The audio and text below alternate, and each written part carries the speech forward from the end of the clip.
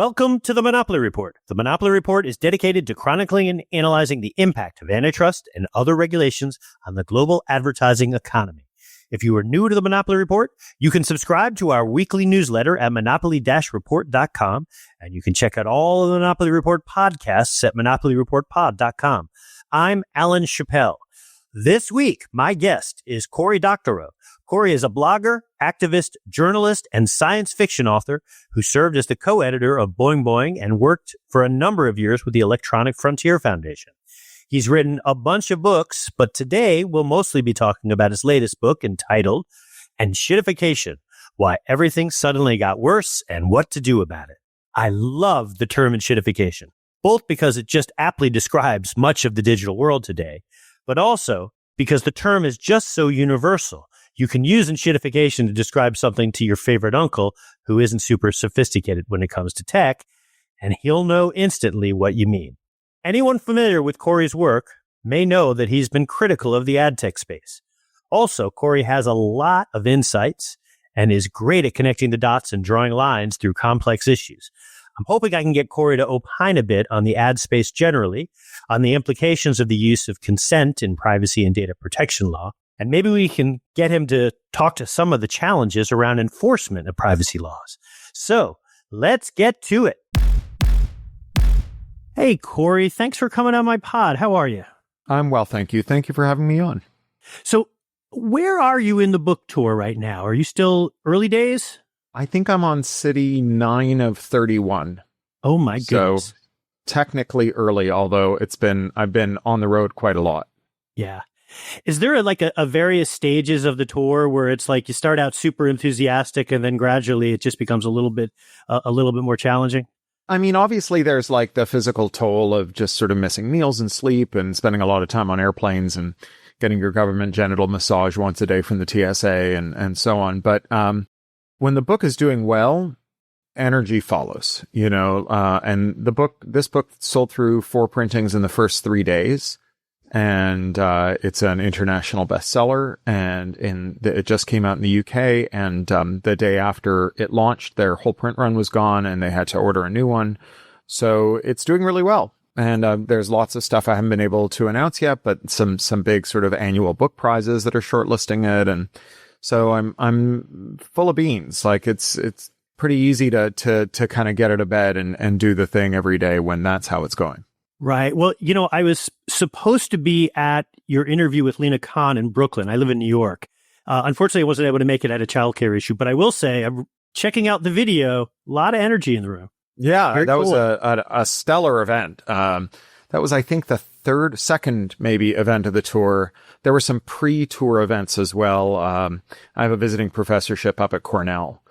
And so I went up to Ithaca and then came down to Cornell Tech and then did the Brooklyn Book Fair. And my publisher was good enough to shake loose some books a couple of weeks in advance of the publication date for that. But yeah, that event with Lena was a humdinger, and it followed on an event with Rohit Chopra. That was very good. And I've got one coming up with Tim Wu. If I could just get Jonathan Cantor in there, I'd have collected the set. Oh, yeah. You've got the Grand Slam right there. And I had David Dyan in LA the other day as well. So really collecting the set. Yeah. So would you mind, just to get us kicked off, would you walk my audience through the central premise of the book? Like, what is enshittification? Sure. Well, to understand that, you have to understand that for more than a quarter of a century, just under a quarter of a century now, I've been an activist with the Electronic Frontier Foundation, which is a digital rights group originally focused on making sure that our human rights from the physical world followed us into the digital world, and these days equally focused on making sure that the digital world doesn't lead to the erosion of our human rights in the physical world. And, the job of being an activist in those esoteric areas is really about trying to find framing devices and metaphors and similes and parables that raise the salience and urgency of these otherwise very abstract and technical questions that really only gain a sense of immediacy for most people when it's too late, when things are really bad. And you kind of want to get ahead of that and get people engaged before then. And so enshittification's the latest one of these, various ways that I've come up with of talking about these subjects of how our human rights and our digital rights are intertwined. And it specifically relates to the decay of platforms under conditions of monopoly. And platforms, they're not a bad thing. They're one of the endemic forms of the internet. A platform is just an intermediary, someone who mediates between different groups of users. And given that most of us would rather not gnaw a web server from a whole log using our own teeth, we're going to need some intermediaries to host our content and, handle denial of service attacks and be our name server and handle our email and process our payments and do all those other things that are just part of the utility of getting things from one person to another on the internet. But under conditions of monopoly, platforms have become quite sclerotic, they become quite greedy, and they've usurped the relationship between the people they're supposed to help out. And so we get this platform decay, what I've been calling enshittification, where in stage one, platforms are good to their end users while finding a way to lock those users in. Once it's hard for those users to leave, you move on to stage two. You make things worse for those end users in order to make things better for business customers, and you lock them in. And once those users are locked in, those business customers, you withdraw all the value from the system. You leave behind sort of the barest kind of homeopathic residue of value that you calculate is needed to keep users locked in and to keep business customers locked to users. And you take everything else for the shareholders and for the investors and for the executives. And that's the pattern. But enshittification also advances a theory about why it's happening that maybe we can get into in a minute, because that's really the mystery. We didn't invent greed in the mid-2020s. The digital tricks that are used to move all that value around, they've been available to people for as long as platforms have existed. So what is it about this moment that's causing these platforms to kind of shamble on as kind of zombies with us trapped in their rotting carcasses long after someone should have, double tapped them and stuffed them in a shallow grave? And that's really the question that the book concerns itself with, as well as what we do about it.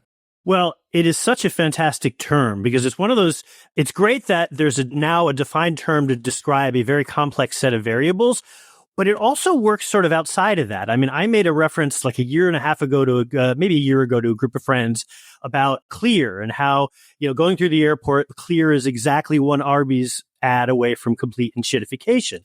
And everybody started laughing. Now, I'm not normally that funny, but my point being, these weren't policy people I was talking to, and they weren't exclusively digital media nerds. Like, you get the idea just by listening to the term, even if you don't understand all the complexities. Yeah, and let me say here for the record that you have my blessing to use enshittification as loosely as you want. There are some people who I think are very well-meaning, but boy, are they wrong, who sort of haunt all the spaces I'm in online, waiting to pounce on people and scold them for using enshittification loosely instead of in this precise technical way. And I'm like, folks, the only way this term can maintain its precise technical meaning is if we confine its usage to a group of irrelevant insiders, right? If you want it to actually have an impact in the world, there's going to be some semantic drift. We're not German speakers. We don't have a language academy, right? Words mean what they say, what we say they mean. It's great. It's the reason English is such an expressive language. It's a language that isn't afraid of a little semantic drift. So by all means, use it loosely. And then maybe if 10 million normies hear it used loosely, 1 million of them will look up what I mean by it. And that's 1 million people I never would have reached. Fantastic. And I'm really glad to hear that I don't have to pay you a quarter every time I use the term. Yeah, indeed. That would be a very ironic turn, wouldn't it? So I want to get into some of the details you alluded to just a second ago. And I just share a quick story. So when I was growing up, I remember there was the sandwich shop that had emerged as a slightly more healthy alternative to the McFast food burger joints. Over time, the quality of those sandwiches had degraded to the point where I personally now feel they are absolutely inedible. So help me distinguish what you've coined as enshittification from what feels like corporate America 101, where they're simply just degrading the value of the product. Yeah, so they are closely related. My thesis here really is that there are forces that discipline firms that worsen the quality of their products or that harm their users or their workers or their other stakeholders, and that there are unique forces in tech that are distinct from the forces, or rather in addition to the forces that discipline all firms. So all firms are disciplined by competition, right? All other things being equal, a company that fears that it'll lose your business will behave itself more. And I don't know which sandwich shop you're thinking of, but we've seen mass consolidation in many sectors. And oftentimes, even if you think you're shopping at a company that's distinct from the one that you used to shop at. They have a common owner. You walk down the grocery aisle and you pick something up, and it's either going to say Unilever or Procter and Gamble on the bottom. Those are really that's how it goes. And the internet is obviously 5 giant websites and filled with screenshots of text from the other 4. But every dating site you use is one dating site. All the porn sites are one porn site. Half of the internet is Google, the other half is Apple or Microsoft. And as we found out with that Amazon outage recently, Amazon is kind of woven through everything. So, that consolidation is everywhere, and it affects lots of sectors. I probably don't have to tell you that consolidation has dominated hotels and auto rental and baby products and saline bags and vitamin C in glass bottles and intermodal and sea freight shipping, and also professional wrestling, cheerleading, and equestrianism, right?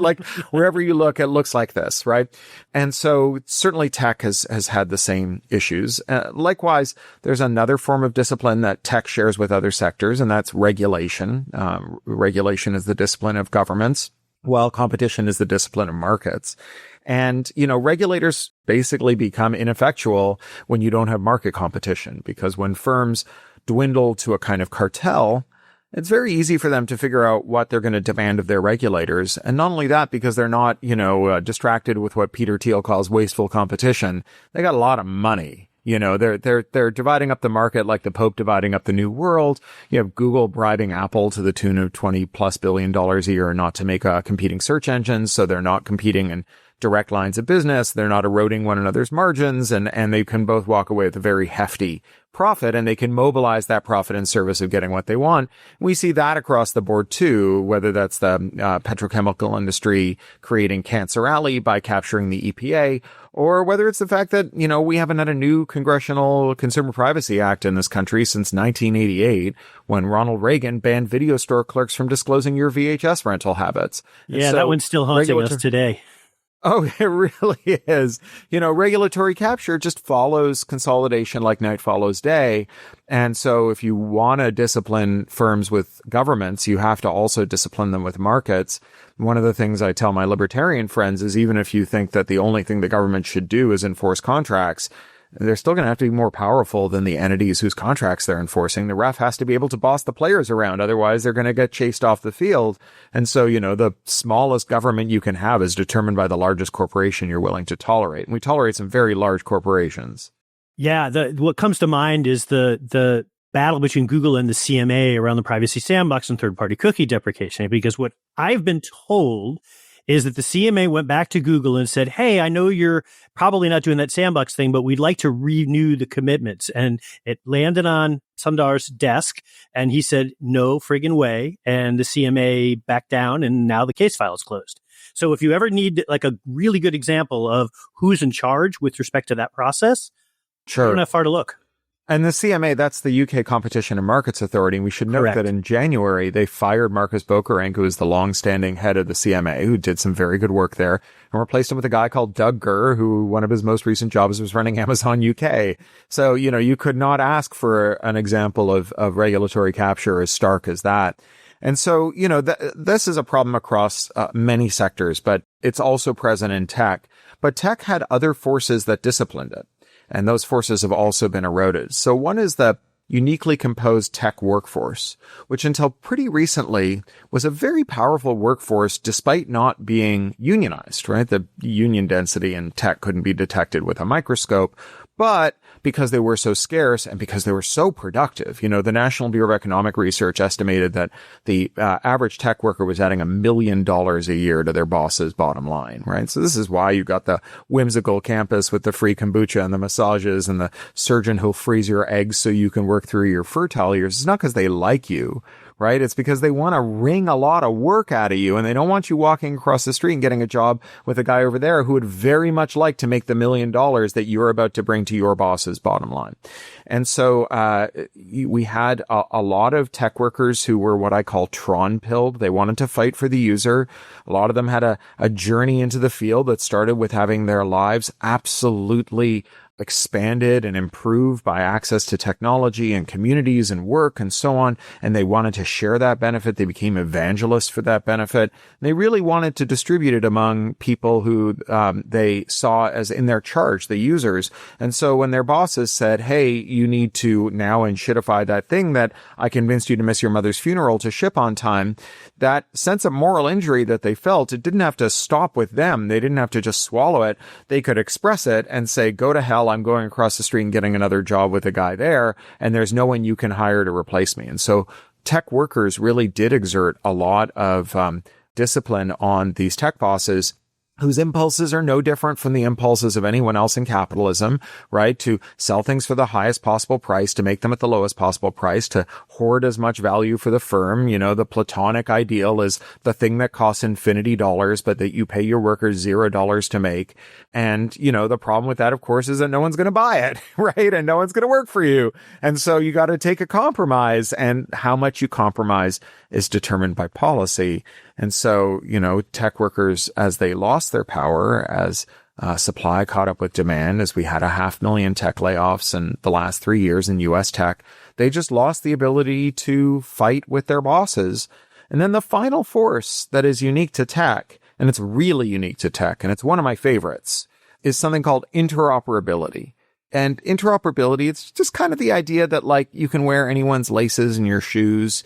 You can take any light bulb and put it in a light bulb socket. You can put anyone's gas in your car. But in digital technology, interoperability has this distinct character, because the only kind of computer we know how to make is something that computer scientists call the Turing-complete universal von Neumann machine, which is an engine that can calculate every valid program, which means that for every 10-foot pile of shit some tech boss aspires to installing in your way, there is a nimble coder who can provide you with an 11-foot ladder that will see you scaling it effortlessly, right? When they install a program in your printer that won't accept generic ink, someone can make you a program that disables that program and lets you use the generic ink that you want. When they block you from using a third-party app store, well, you can unblock it and put the third-party app store on your device. When they spy on you, you can install an ad blocker that defends your privacy. And, you know, 51% of web users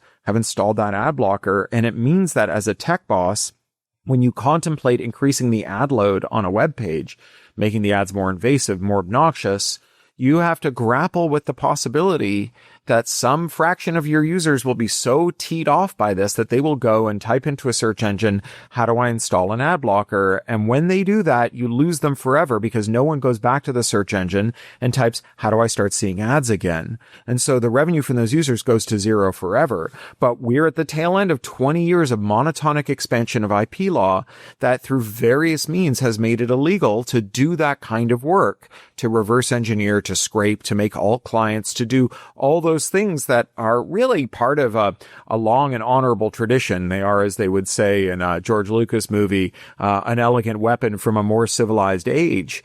And, you know, that interoperability served us very well, but we've criminalized it. And as a result, if you have a platform that is proprietary, if it's been designed to resist modification, whether or not it is actually capable of resisting modification, whether it's technically capable of resisting it, even trying has become a felony. So under Section 1201 of the Digital Millennium Copyright Act, removing or tampering with or weakening what's called an access control is a felony punishable by a 5-year prison sentence and a $500,000 fine. And so we have, in addition to the web, these things we call apps. And an app is just a website skinned in the right kind of IP to make it a crime to defend your privacy while you use it. It's proprietary, and so you can't reverse engineer it. You can't install an ad blocker.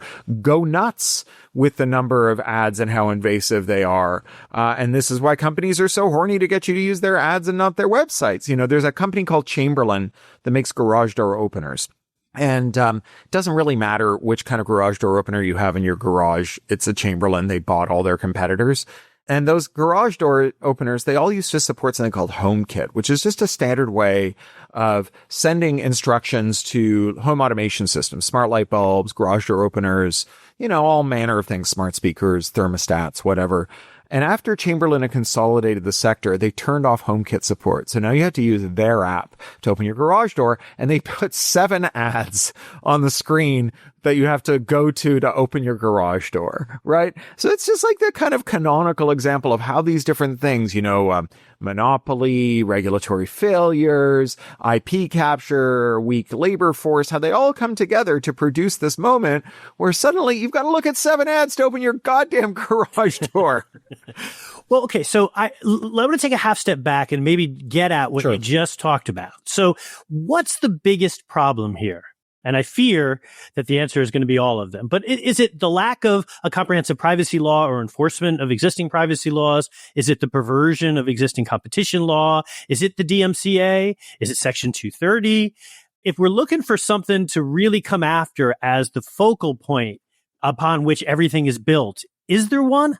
Well, before I answer that, let me say Section 230 does not belong in that list. Section 230, which is a rule that says that platforms are not required to do the capital expenditure to police their users' speech, because users who violate one another's rights with speech, who libel one another, it's between them. It's not the hosting platform's business. If that were not there, no one could launch a service except a billionaire, because no one except a billionaire could defend those cases or hire the lawyers and the moderators. I completely agree. And before Eric Goldman literally reaches through the internet and smacks me, I just want to say, I get off the Section 230 train when people are talking about generative AI being afforded Section 230 protections. We can talk about that as a separate matter. That may be an extra thing. Yeah, it's a separate matter. But I'd like to talk about that, but maybe later. I wrote a book about AI over the summer because I got so sick of talking about AI. I was like, I just need to write one thing that comprehensively answers all of the questions, called The Reverse Centaur's Guide to Life After AI. And it'll be out from my publisher, Forrester S. and Giroux, next year. So, what I want to say is that framing, like, which is the worst thing, I think it implies kind of a theory of change, right? If we can just do one thing, then everything else will follow. Or if we can't solve one of those things, nothing else will be solved. I want to say that as an activist, right? And this is my outlook, right? When I identify a problem, my immediate kind of project is, what do we do to see that problem off? I like the fact that there are different ways in which firms were disciplined, in which that discipline has been eroded, because it tells us that if we have an opportunity to restore any of those forces of discipline, that will create space by weakening these firms to revitalize the other forms of discipline, right? Reviving competition would open space for good policy. It would also make it easier for workers to unionize. It would also mean that we could probably reform our IP laws, right? So all these things work in a kind of cycle, or like a set of mutually reinforcing components. Lawrence Lessig, who's one of the great theorists of the internet, wrote a book at the twilight of the last millennium called Code and Other Laws of Cyberspace, where he proposes this framework for how technology works in the world that is bounded by code, which is things that are technologically possible, laws, things that are lawful or unlawful, norms, things that are socially acceptable, and markets, things that are profitable. And his point is that, like, they all work together. There's not just one that's important. When things are technologically possible, then you can mandate them or prohibit them. But a law prohibiting or mandating something that isn't possible is kind of an irrelevance, right? Once things are technologically possible, legal possibilities change too. Once things are profitable, right? Once there's a constituency that's making money from something, or they will lobby for it. So, it'd be much harder to ban cannabis now that there are a bunch of people whose living comes from cannabis and who pay tax on it and who are, above board and aren't just living in the demi-monde of criminality. By the same token, we got marriage equality in part because we got a normative shift that established that it was fair and right for people who love each other to be married. But, when they come for Obergefell, the Supreme Court decision that legalized same-sex marriage, which absolutely they're going to come for, and that the Supreme Court is going to be very much on top of, there will be a new force defending marriage equality when that case comes before the Supremes. And that force is going to be people who make money from gay weddings, right? It's going to be, gay divorce lawyers, people who bake gay wedding cakes, people who own gay wedding halls, right? I don't know how big a force they're going to be, but like the fact that gay marriage is profitable is going to change the legal and normative landscape for this stuff. So by the same token, if we got a privacy law tomorrow, it would basically put a lot of the worst practices that were the most profitable practices of the largest tech companies out to pasture. In the last days of the Biden administration, Rohit Chopra actually banned data brokers. That rule was immediately rescinded by the Trump administration. But had that continued, the whole ad tech sector would have just gone in a completely different direction. We're maybe about to see that happen in the European Union. When the European Union brought in their general data protection regulation about 9 years ago, this is their comprehensive privacy law. It had this critical flaw, which is that it is enforced in the country in which the company that is violating it is domiciled. And in the case of American tech giants, that's always Ireland, because Ireland is a tax haven, and tax havens are always crime havens because you have to keep those companies happy, right? If they can pretend they're Irish this week, they can pretend to be Maltese next week. And so you can't enforce any laws they don't like, including the general data protection regulation. So all the privacy cases in Europe for the last decade or so went to Ireland and died there because the Irish privacy regulator is basically not getting out of bed most days. And when they do, they sit around in their pajamas, eating breakfast cereal and watching cartoons, and the cases just don't go anywhere. So now the EU with the Digital Markets Act has said, okay, well, we're going to start those privacy cases in the federal court from now on and not in the national courts. And so we might actually see that happen. So that privacy thing, it's a big deal. And here in America, we have this campaign at EFF we call Privacy First, which is trying to point out to people that you care about things and other people care about different things. But when you look closely, what they're all about is privacy, right? You're worried that Facebook made Grampy into a QAnon. Someone else is worried that Instagram made their kid anorexic, or that TikTok is causing all the millennials in their life to quote Osama bin Laden, or that there's deepfake porn of you or someone you love, or that, the cops are using location data to round up people at ICE protests or the January 6 riots, or that, people are being discriminated against on the basis of their race or other protected categories when they take out a loan or a mortgage or apply for a job or what have you. Those are all privacy problems. Right. And, if we were to address the privacy issue, which when you look at it that way, boy, there's a big constituency we could recruit to address it. We could really start to change the landscape, right? And weaken these big giants that are maintaining their monopoly with things like data moats and so on. So I would say that we don't have to break this down into a prioritized list. Instead, what we can do is look at the lay of the land at any given moment and see where the greatest vulnerability is in tech monopolies' flanks, and attack them on that flank. There is no best flank to attack them on. The best flank to attack them is always the weakest flank. So I think it's actually a little worse in Europe than what you're saying, because I agree with the Irish DPC. There's a lot of tax money going through Ireland, and that's a huge problem because there absolutely is an impact on how things are being enforced. However, in the digital media space, a lot of the enforcement is based on this e-privacy directive, which actually is, rather than picking supervisory authority of choice, you're kind of stuck with the supervisory authority who happens to be in France or in, Belgium or in the Netherlands. The challenge there is, or at least the suspicion is, that a lot of the supervisory authorities are reluctant to go after individual publishers in their home country, in much the same reason I think there might be some reluctance for the Irish TPC. So you have this weird thing where, the e-privacy directive, there's a lot of talk about it. It's almost never enforced. And I'm not sure It would be helpful if it were, because I have some concerns, and I would really love your reaction. I have concerns about a consent for anything type of approach. In part, I think it creates friction, and it creates significantly more friction for smaller businesses than it does for the tech giants who, can get people to consent to just about anything. And it creates monetization challenges for the publishers. And I would love your reaction to that. I mean, am I full of hot air here? Well, I've encountered, let me give you the extreme version of this argument, right? Which is there's a British marketing association that pops up like a bad smell every time there's any kind of discussion about this. And they're like, the real problem with monopoly and ad tech is that Google and Facebook, because they have so much data, can do this thing called attribution. So after they show you an ad, they follow you around physically and digitally and look at all of your expenditures and check whether you buy the thing you saw the ad for. And this is an advantage because advertisers really want attribution. You can understand why they would, right? And you can't get it unless you have one of these big comprehensive surveillance systems.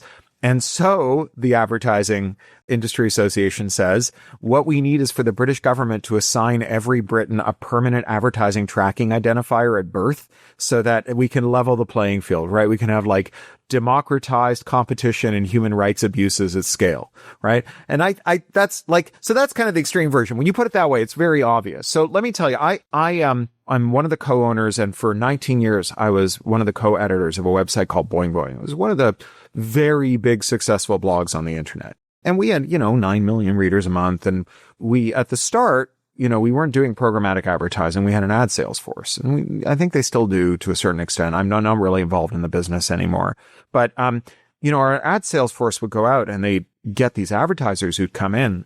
First of all, the advertisers thought they died and gone to heaven because we told them that they could place ads based on the content of an article.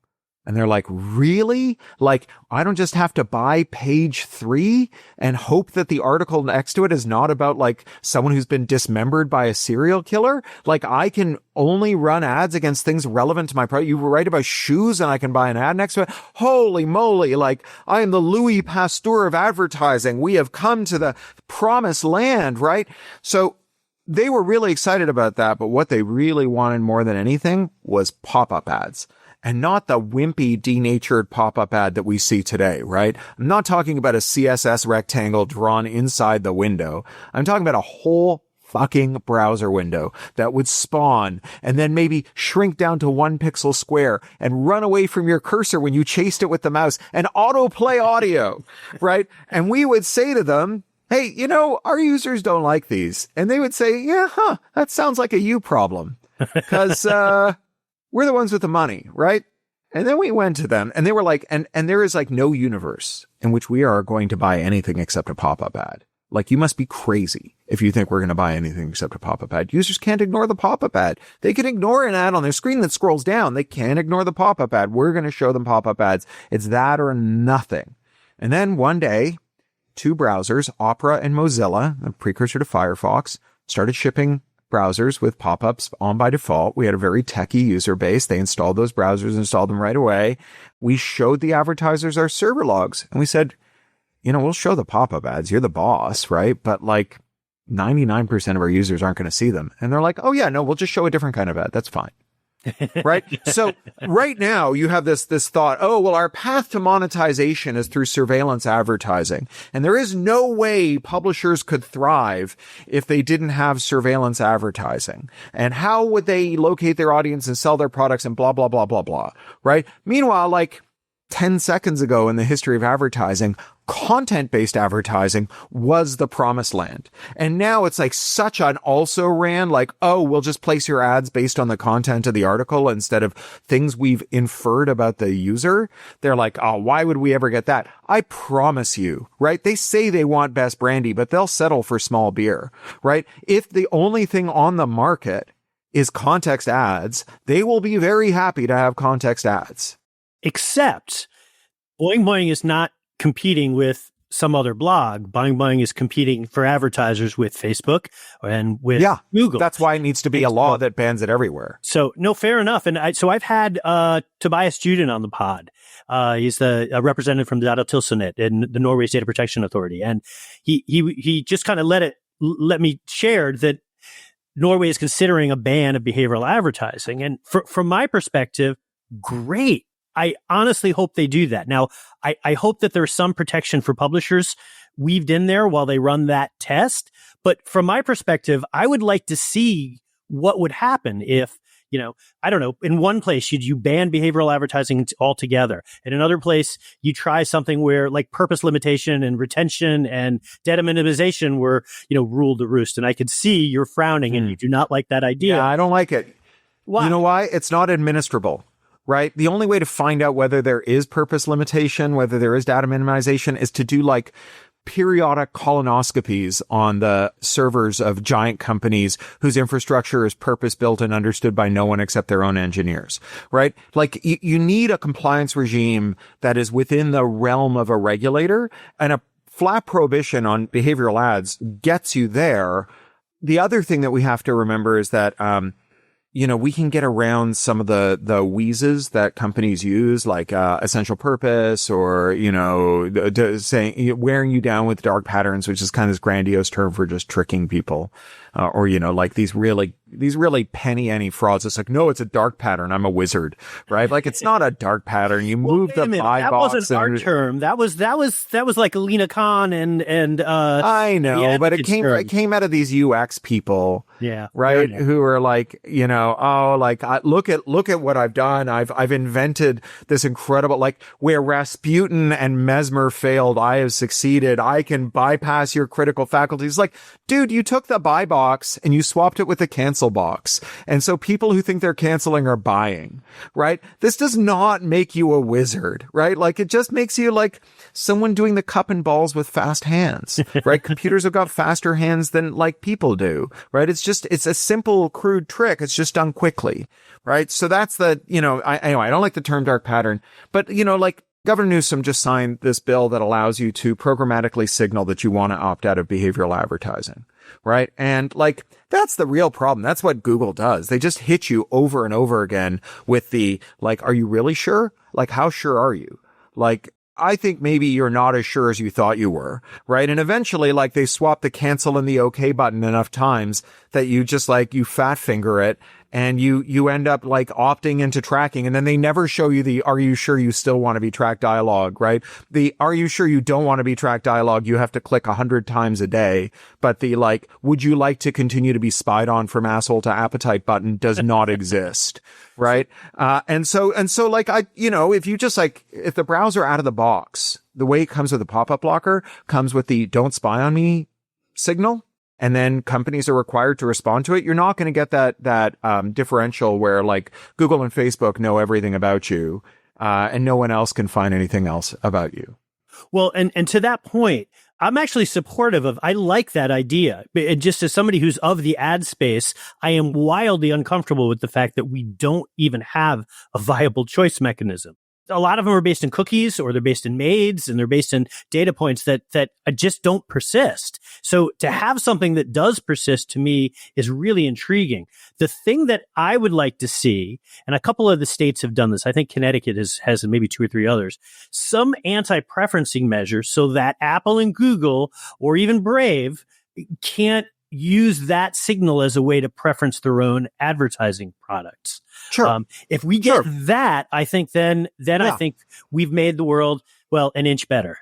And look, if you're the news media, the thing that's being stolen from you is not like, links to your website or discussion forums, right? Like, news you're not allowed to talk about or discover is not news. It's a secret. But like, the stuff that is stolen from you is just money. And and the reason they're stealing money from you is because they have a monopoly. So historically, intermediaries in advertising, right, the agencies and the buyers and so on, were like 15% of the total turnover in the sector. And now it's 51%. It's all Google and Meta. Right. So they've just like got a 300% increase. You know, as well as I do how, you have these firms that own the buy side platform, the sell side platform, the marketplace, and that compete with buyers and sellers, and that are taking like 51% out of the marketplace there, right? This is like going to court to divorce your partner, and you find out you're both being represented by the same lawyer who's also the judge and also trying to match with both of you on Tinder. And then after they gavel it down, they're like, well, I figured out who gets the house. It's not you, and it's not you, it's me, right? It's like, it's not a mystery, like how we end up in that situation. Like, that is like a completely comprehensible dynamic. It doesn't require a lot of, deep investigation to figure out how the money disappears there. 30 cents out of every subscriber dollar disappearing into either Google or Apple's pocket through the app tax, right?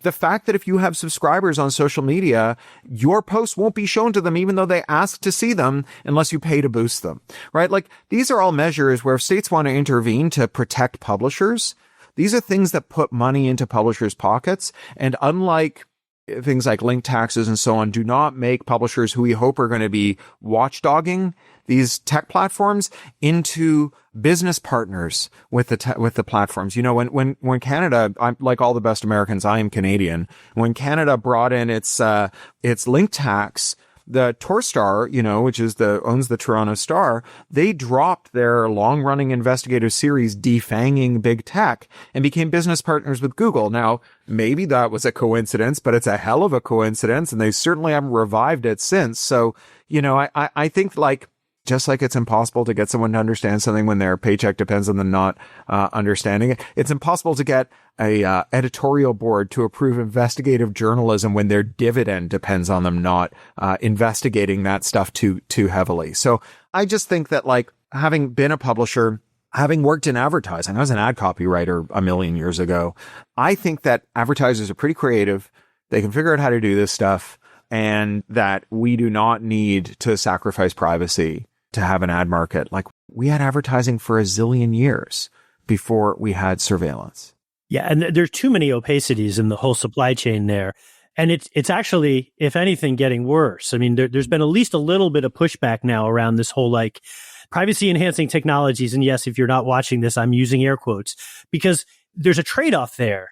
If the advertiser has no idea what's happened with their ad, except for the fact that you're telling them that their ad was A-okay and generated a whole bunch of, great impressions or whatever, that's not a great outcome either. I mean, you need to be able to rate the efficacy of your media spend on some level. I wish advertisers could figure out how to do that by zip code. There's really smart people I know that I wish I could get somebody to give them $4 or $5 million to really figure this out and pressure test it. But that's a different story for a different day, I guess. So I want to talk a bit about enforcement, particularly in the US. I'm going to agree that everybody, including the CPPA, but I mean, they're as well-funded as just about anybody out there right now, but they're all generally underfunded. But what do you make of some of the class action litigation? I'm skeptical that private right of action is the way to go. And I'm basing that on what I'm seeing with class action litigants coming after the VPPA, the 1980s law, and SEPA, a 1960s wiretap law, and causing all kinds of harm, which, by the way, is disproportionately hurting smaller businesses. So, I guess that's a long-winded way of saying, where does the right balance struck? I'm a great believer in the private right of action. And in part, that's because I work for an impact litigation shop, right? And what we do is step in often where enforcers are unwilling to step in. We are looking for people who have been harmed by firms or sometimes by governments and working with firms. We sued Doge and Elon Musk on behalf of federal workers, for example, most recently. And if all you have is public enforcers as a way of stepping into correct harms, then what you're going to end up with is regulatory capture, right? And when you look at something like the Americans with Disabilities Act, there are spurious cases that are brought under ADA. But ADA broadly has created an equilibrium where when you say to your contractor, all right, we're going to, fix the restaurant up, and the contractor says, right, we're going to have to make this door 3 inches wider while we're doing that. And you say, no, just let people in wheelchairs sit outside my restaurant and we won't let them in. They'll have to transfer and be carried in or whatever. They won't be able to use the toilet while they're here. Your contractor just says yeah, you know how much you're going to get sued for if you do that? It's a couple $100 extra. Just do it, right? We have got pretty good ADA compliance in this country because of the no win, no fee bar and the private right of action. If we're worried about spurious cases, that's what early motions to dismiss and anti-SLAPP motions and fee shifting, that's what that stuff is for, right? Harder to do. And I'm just telling you, you still end up down $250,000, which for Google is they could just go around the office and get that. Well, not with anti-SLAPP. So. I got sued by, at Boing Boing, we got sued by all kinds of people. We got sued by Ralph Lauren. We got sued by, a guy who made a crummy thing that let you, make phone calls through your computer called Magic Jack. We got sued by all kinds of people. It was tens of thousands of dollars. And then we did a total fee shift. I got threatened not long ago by this billionaire fintech guy, and a friend of mine who's a First Amendment lawyer, Ken White, sent him a note where it was hey, I've reviewed your spurious threat to my client. I've also looked at your balance sheet, and I'd like to remind you that California has fee shifting under its anti-SLAPP law, and here's how much my paralegals cost, right? I can just have those guys spend the next 2,000 hours figuring out, like, before even I show up for work, figuring out what I'm going to do on the job. So by all means, try this spurious legal claim against my client for saying that your bullshit credit card where you say you plant a tree for every $10 that your people spend, but you haven't planted any trees.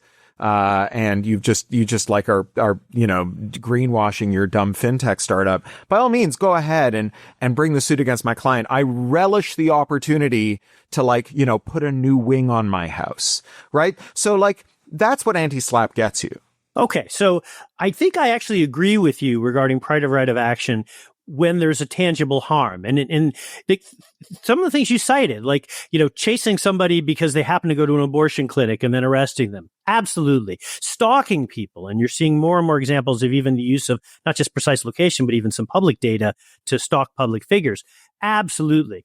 I start to get a little skeptical with you placed a single cookie on my desktop and therefore you need to, fork over, $500,000.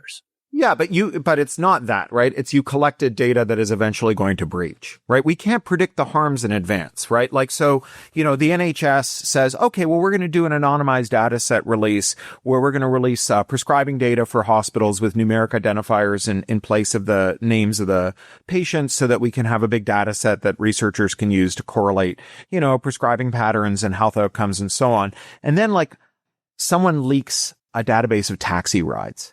And suddenly you can see who went to the hospital the days the prescriptions were written, and you can see where they left from, and now you know who got which prescriptions and who's getting but now hormone therapy and so on.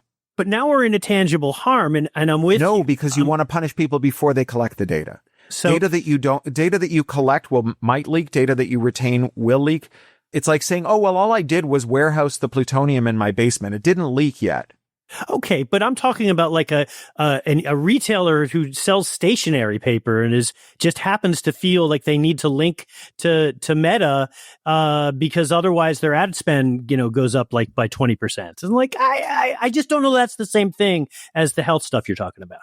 Well, but now we've got things like if when someone's coming into the stationery shop or what IP address they're visiting you from, now you're tracking their motion as well, and so there you are creating this unquantifiable downstream risk, and it's not being taken seriously. So I think that the only reason this seems normal is because we do live in this privacy vacuum where we haven't had any privacy law since the 80s. If we'd had privacy law, this norm wouldn't have existed of gathering data willy-nilly. I don't think that the small incremental benefits of collecting data outweigh the cumulative risks of these large scale breaches. And we're starting to see those risks catch up with us now. The ransomware epidemic is also a spear phishing epidemic, and spear phishing is downstream from, breach data, right? That's how they are hey, this is, I got spear phished by someone who knew which credit union I banked at, which is a one branch credit union, probably because there was a Zelle leak. And they were able to call me up, spoof the phone number of my bank, show that they were calling from them. It's a one-branch credit union. This is a great thing to do for fraud with credit unions because they all outsource their after-hours anti-fraud. And so if you call someone, it was New Year's Day, if you call someone on a holiday and say, hey, I'm your credit union's outsource thing, and you got the number and you know which credit card union they're at, it's a very convincing pitch. And that's because someone collected that data and breached it. Right? When I was testifying with Rohit Chopra in front of the Consumer Finance Protection Bureau on the rule banning data brokers, the person who came before me was someone from the DOD testifying about the fact that you can do an ad buy that targets people on military bases with gambling problems. And the person who came after me was someone from the AARP testifying that you can target people who are seniors in cognitive decline. Right? That's like a demographic category you can target, right? And all of that stuff is downstream of just unrestricted data collection. And I understand that no one wants to have this tripwire where you install a standard piece of software and then, because it comes configured by default in a way that exposes you to liability, you get swept up by some no-win, no-fee scumbag who's casting a wide net and hoping to extract a settlement from you. But the answer to that is to have this software like not expose you to liability by default. It's only because the software ships in the riskiest, most promiscuous data gathering state possible that there is this risk. And, like one of the very tenuous blessings of monopoly is that there's so few software vendors out there providing this software that we really only have to get half a dozen of them to stop, supplying people who are just trying to sell dry cleaning services or whatever with software that by default out of the box violates people's privacy in dangerous ways. And then that ceases to become a problem. And this is one of those areas where like insurers can carry a lot of weight. This is the kind of thing where your insurer says to you as a dry cleaner when they're writing your E&O policy or your commercial liability policy, like, which point of sale software are you using? How do they comply with CCPA? I'm not writing you a policy. You need a different vendor, right? And then like 10 seconds later, all the vendors have cleaned up their act. I agree with a lot of what you're saying. I think that, and you certainly give me some things to think about. I only have two more questions for you. This has been just a fantastic discussion. I'm curious if you have a different view around the momentum of antitrust law in the U.S. Because I'll note that you were finishing up your book over the summer, and at that time there was still. Well, I'll just say how I feel. There was some enthusiasm around the momentum created by the Cantor era. And then you saw the Google search decision. So from my side of the room, a lot of that is dissipated. I'm not nearly as optimistic. I'm just curious, what's your view right now? So where my enthusiasm has shifted is away from hope that Trump will do antitrust. He will, but if you think of the Biden administration as creating like a list of the corporations that violate antitrust law sorted by the people who harm the American public at the top. Trump has done that, but he sorted it by the, corporations that anger him most at the top. And he's going to extract settlements from them, or they're going to like give $1 million to a MAGA podcaster who's going to, hang around the 5th floor of the DOJ building where the antitrust division is and get them off the hook. And I got to become a MAGA podcaster is really what you're telling me. Yeah, you're losing your opportunity here. I just finished the new Carl Hiaasen novel. He writes these crime mysteries, comedic crime novels, and it's a MAGA crime novel. And there's a bumbling MAGA congressman whose cause celeb that he's taken up is a conspiracy theory that woke billiards manufacturers are going to replace the black 8-ball with a rainbow 8-ball. It's like, and like, he's like getting on the podcast circuit. It's like the most perfect little microcosm of like MAGA podcasting. But the thing that does actually excite me rather a lot. So I, as I said, have worked for the Electronic Frontier Foundation most of my adult life. And I was for many years the European director. I worked in 30 countries, more than 30 countries. And everywhere I went, we talk about what would be a good tech policy, like the ability to reverse engineer and modify things, better privacy laws and so on. And whenever I spoke to policymakers, they would say, well, yeah, but if we did that, the U.S. would hit us with tariffs. The reason we have these crummy laws is the U.S. threatened us with tariffs. Well, you're like, if someone threatens to burn your house down unless you do what they tell you, and then you do it, and then they burn your house down, you don't have to keep doing what they told you. And, given how aggressive Trump has been in, first of all, characterizing America's trading partners as adversaries that he intends to conquer commercially and sometimes militarily, right? I mean, the reason Canada did not get a conservative PM in the last election was all that 51st state nonsense. Just Canadians went berserk when they heard it. But also, tech companies based in America are going to be used as an arm of the American state. Right? When the International Criminal Court's chief prosecutor loses his Outlook account and all of his contacts and all of his calendars and all of his working files and all of his email archives because Trump has been complaining about him swearing out a criminal complaint against Benjamin Netanyahu, right? Like, that is a signal to every world leader, every policymaker that you must not be on American tech platforms anymore, that they are it's going to be, the regime from now on is going to be either you roll over or they'll cut you off at the knees. Right. And, this is really accelerating things in the same way that like Putin's invasion of Ukraine accelerated the solarization of Europe. They're like 10 years ahead of their zero emissions goals now because, must needs when the devil drives. That this is happening now with tech policy. Eurostack, this big initiative to replicate American tech companies, it's about to hit a wall, right? Because they have not thought through how people will migrate from one to the other, right? They're like, okay, well, we'll build a thing that's exactly like Office 365 or GDocs. And then what, right? You manually copy and paste 1 million documents over, right? Like no one is going to do that. And look, if Apple will not open up their app store in Europe and raises like 20 spurious legal objections and threatens to leave the country and does malicious compliance, they're certainly not going to give you the easy one-click tool to migrate your data off their cloud and onto a European cloud.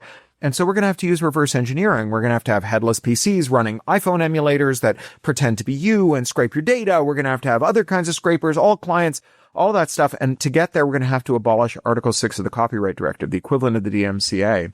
And so, right now we have like the European Union acting like well-meaning West Germans, building housing for East Germans in West Berlin, but they haven't thought about how they're going to get them over the wall, right? And the next step is going to be knocking down the wall.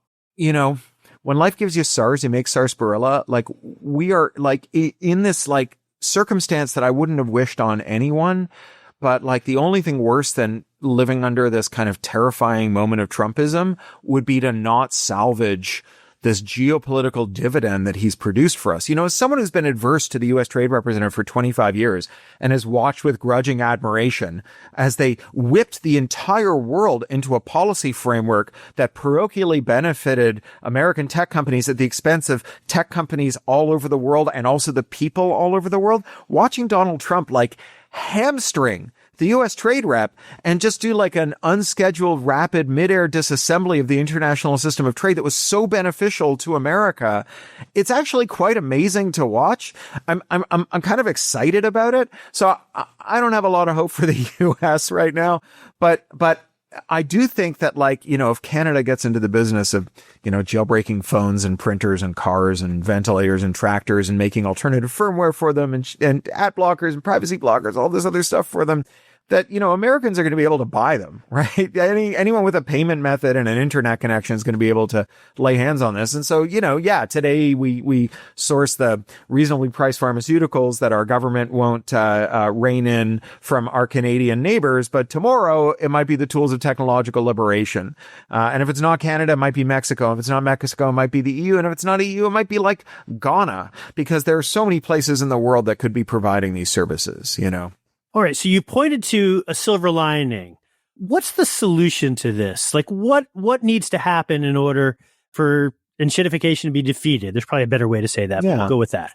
I think the answer is in that same kind of coalition building that I was talking about when I talked about the Privacy First campaign, that you have to have people join the dots between the harms that they experience from consolidated tech and the harms that they experience from consolidated power all across the board.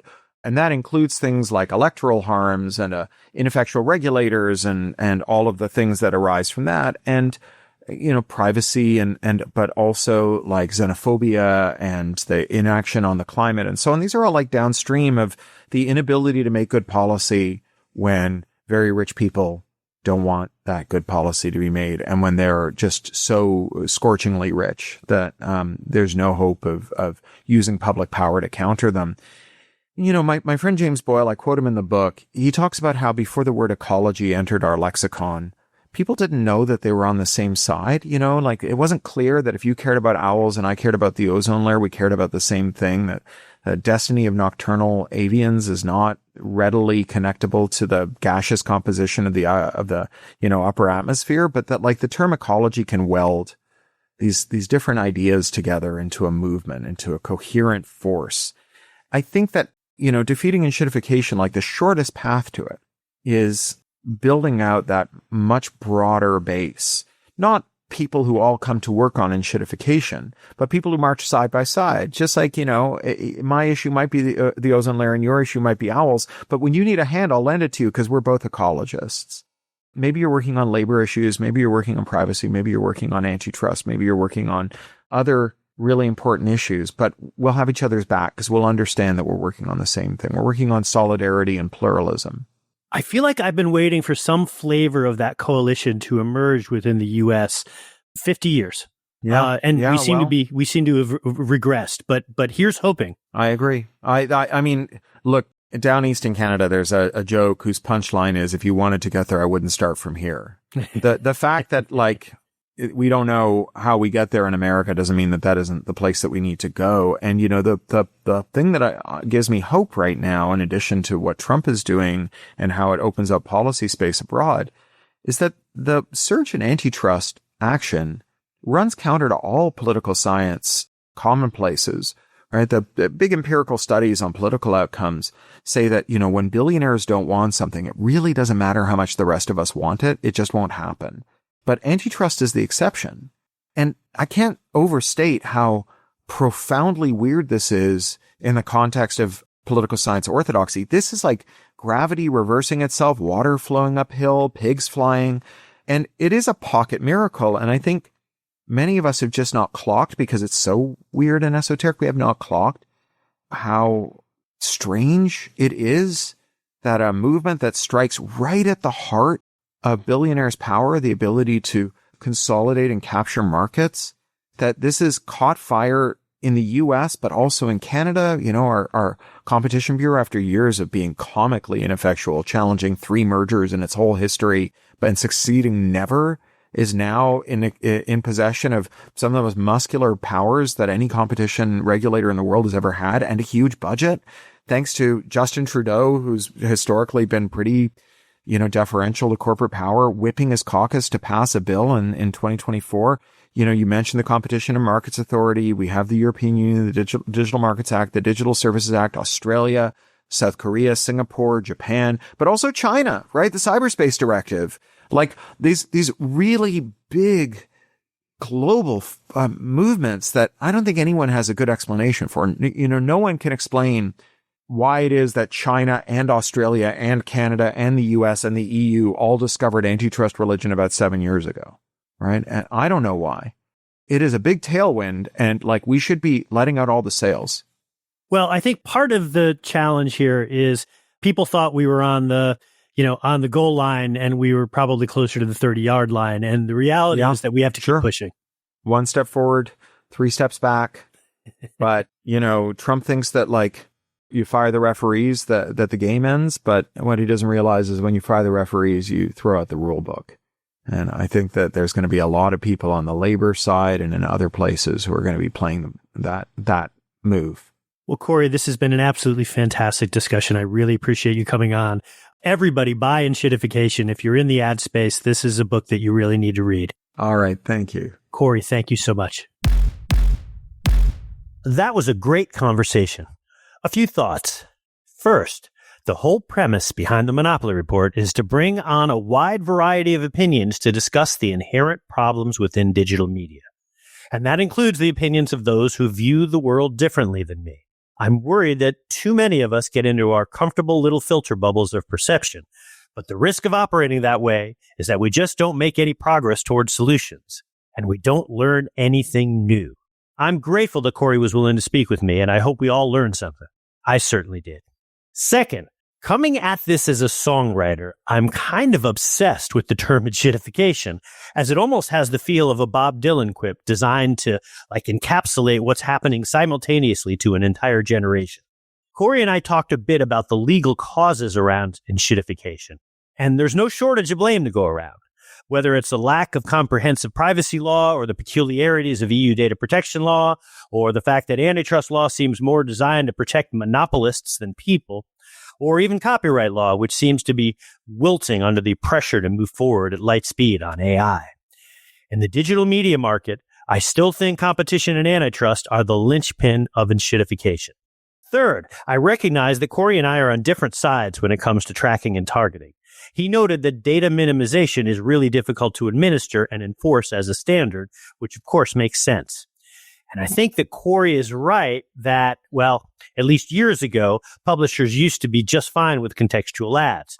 But I'm not so sure that contextual alone is enough today for publishers to keep the lights on, certainly when compared to targeting techniques of large online platforms. So maybe Norway, who seeks to ban behavioral ads, and perhaps some other places will start to experiment with different approaches to publisher monetization. And after, we can all have an honest discussion when it comes to the results and the implications for the future. And I appreciate Cory's point that it's difficult to quantify the impact of what happens to a data set after it's been collected. But I'll also note that it's not exactly a straight line from placing a cookie when someone visits a website of a stationery store to jacking up insurance rates because you've inferred that person has cancer. In other words, I think there's a way to address the harm without literally prohibiting all types of data collection online. Cory and I are also on different sides when it comes to offering a private right of action as part of enforcement under privacy laws. In response to Cory's claim that what's called anti-SLAPP laws could work to limit class action enforcement, well, I'll note that I was unable to find a single instance of anti-SLAPP being used in connection with the Video Privacy Protection Act or even a SEPA defense. So I'd be curious to know if Cory's view on the private right of action might be different if he knew that anti-SLAPP were not available. And if you're wondering what strategic lawsuit against public participation, or SLAPP, is, I did a write-up on my Substack and link to it in the show notes, so you can check it out there. Finally, Cory talks about the creation of a movement, of building a coalition around many of the endemic issues he raises, in the hopes that this coalition might grow to be large enough and powerful enough to push back. I can only hope he's right, but as I said on the pod, lots of us have been waiting for that coalition to emerge for most of our adult lives. If anyone has actionable steps on how to bring that coalition together, I would love to chat with you. We have a bunch of other fantastic guests coming up on the Monopoly Report podcast over the next few weeks. Please subscribe to the show at monopolyreportpod.com or on Spotify, Apple, YouTube, or wherever you listen to your podcasts. And thanks for listening.